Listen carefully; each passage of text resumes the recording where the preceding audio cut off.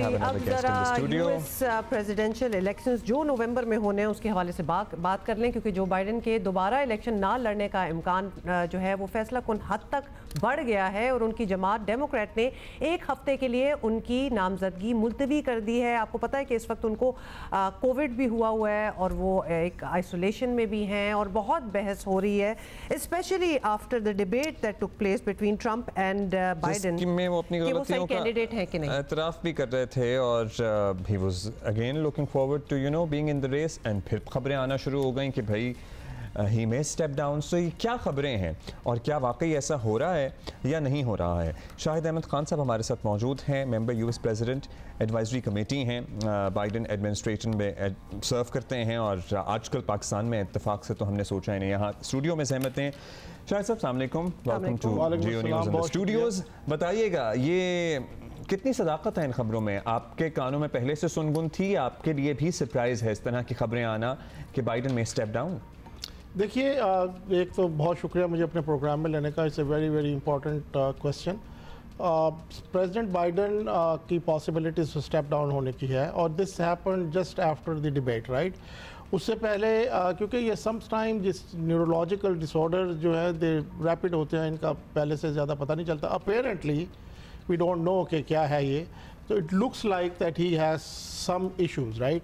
تو وہ ایشوز اب دیکھیں وہ ریویل ہوئے ہیں after the debate, right? When he was communicating تو دیر ور سم people felt there are some issues, right? Yeah, but اس سے پہلے بھی ہوتے رہے ہیں ان کی کمیونیکیشن، آپ لوگ اگنور کرتے رہے ہیں تو اور بات، کیونکہ وہ تو بہت ایسے قصے ہیں۔ جی وہ مطلب کچھ ایسے ایشوز تو ہوتے رہے ہیں، رائٹ؟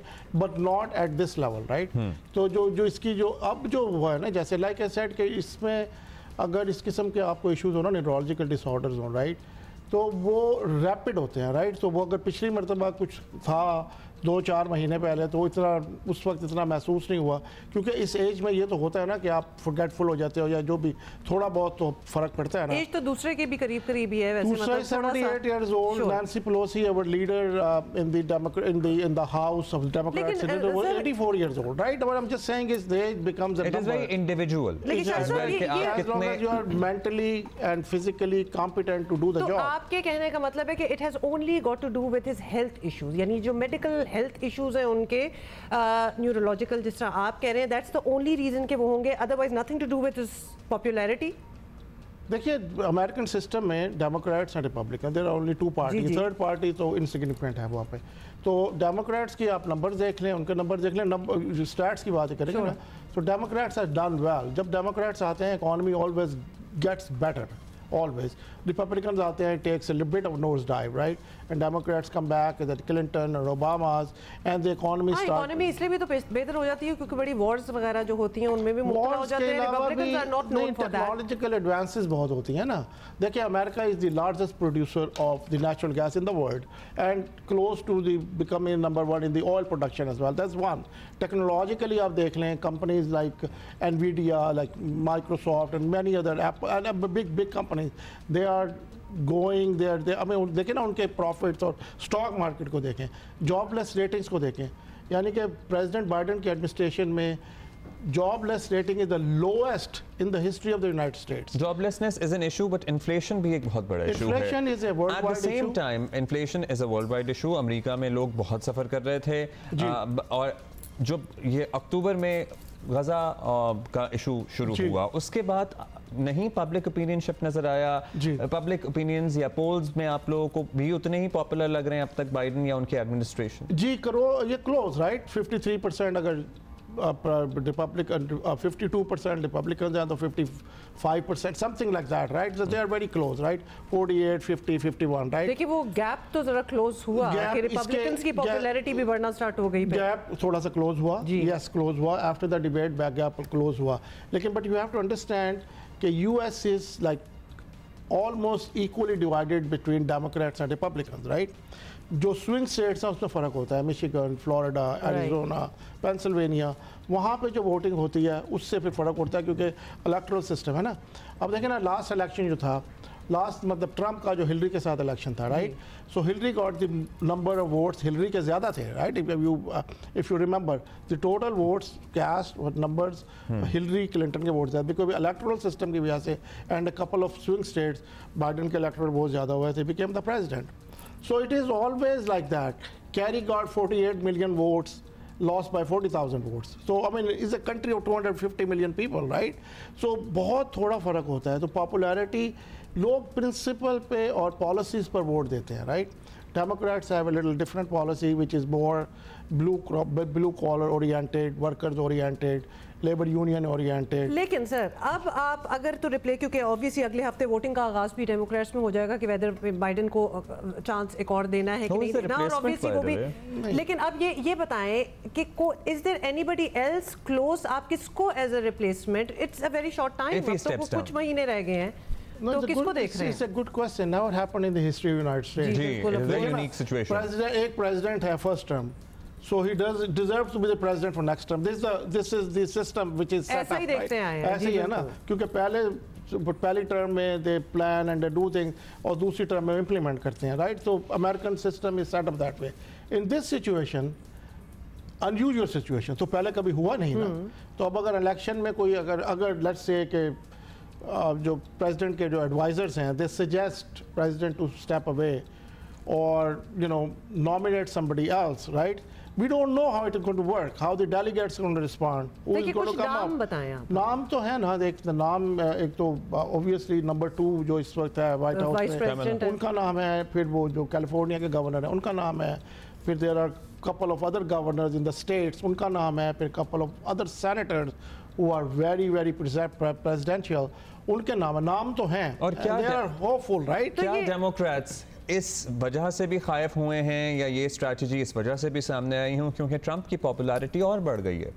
ابھی جو ان پہ حملہ ہوا اس کے بعد بھی ذرا سمپتھی بھی ان کے ساتھ ہوئی ہے, ایک ویو ہے.